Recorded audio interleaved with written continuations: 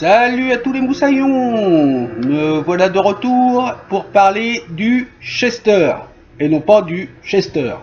Mais qu'est-ce qu'il raconte? Ben oui, le Chester, dans l'US Navy, la marine américaine, il y avait eu deux Chester.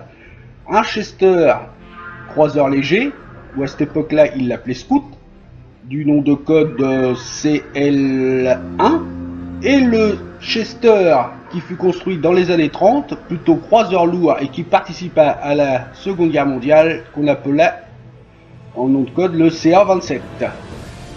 Donc revenons à nos moutons. Le Chester avait une longueur de 129 mètres, un mètre beau de 14,4 mètres, donc je rappelle c'est la partie la plus large du navire, un tirant d'eau de 5,1 mètres, donc là c'est la limite de flottaison jusqu'à la partie la plus basse, un déplacement de 3750 tonnes en standard, et en pleine charge il avait un 4687 tonnes. Propulsion, c'était des machines à vapeur, des turbines, pour une puissance de 16 000 chevaux et une vitesse de 24 nœuds. Il avait un équipage de 359 hommes. Donc ce Chester était équipé d'un blindage de 25 mm et une ceinture de 38 à 51. Et comme dans tous les autres vidéos que j'ai faites, l'armement ne correspond pas à ce que Wargaming met sur le jeu. Donc lui, à l'origine, il avait que deux canons de 127, mais il fut réaménagé au moment de la Première Guerre mondiale et on lui rajouta 4 autres canons de 127, ce qui fit 6 canons de 127.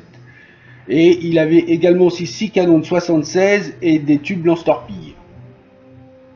Il avait également deux sister ships, dont un qui s'appelait le Birmingham et qui fut le premier à lancer un aéronef de son pont.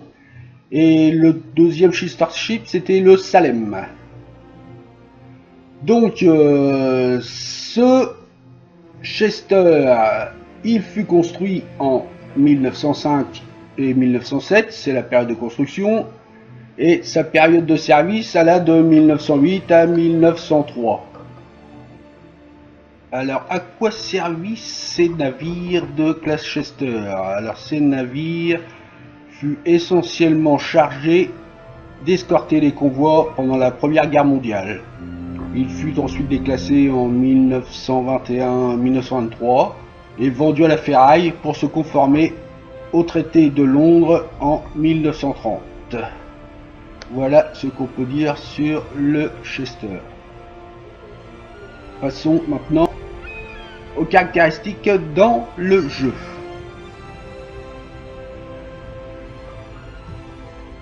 Alors, les caractéristiques du Chester, nous allons regarder ces points de structure qui sont de 18 400 avec un blindage de 6 à 38 mm. Évidemment, les points de structure de 18 400 avec le module supplémentaire ici, une fois rajouté. Donc, parlons du blindage. La proue et la poupe, 6 mm d'épaisseur pour les deux. Ensuite, la superstructure, nous avons du 6 mm aussi. Ensuite, le pont du milieu, nous avons du 22 mm et du 38 mm. Sur le dessous, ici. Après, les batteries principales, nous avons une protection de 6 mm. Et la citadelle avec une épaisseur de blindage de 19 mm, 19 et 9 mm ici. Passons à l'artillerie. L'artillerie, nous avons 6 batteries principales de 152 mm. Alors, elle se trouve ici, donc l'autre en face, devant, ici, et à l'arrière, ici. Nous avons deux de 76 mm je pense que c'est ces deux petites mitrailleuses ici, là. Une là, une là. Nous avons 4 de 76 mm aussi. Donc il y en a une là. Une autre ici. Et la même chose de l'autre côté. La portée de la batterie principale est de 9 km 3 une fois le module ajouté, et un temps de rechargement de 7 secondes, temps de rotation de 21,6 secondes. La défense anti-aérienne. La défense anti-aérienne, alors il y a une batterie de 76 qui se trouve ici. Ensuite, la maniabilité, vitesse de 24 nœuds, rayon de courbe de giration de 460 mètres et un temps de basculement du gouvernail de 3,8 secondes. Et pour finir, nous avons une détectabilité par voie maritime à 8,5 km et par voie aérienne à 5 km. Une fois que nous avons toutes ces infos, nous passons à la petite game.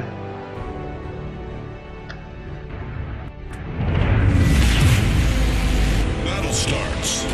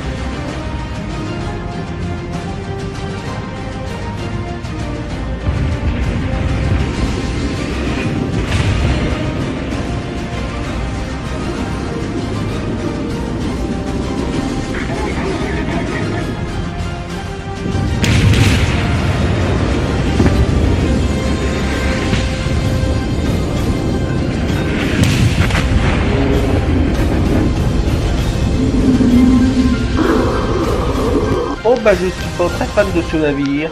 Hein, à plus les moussaillons.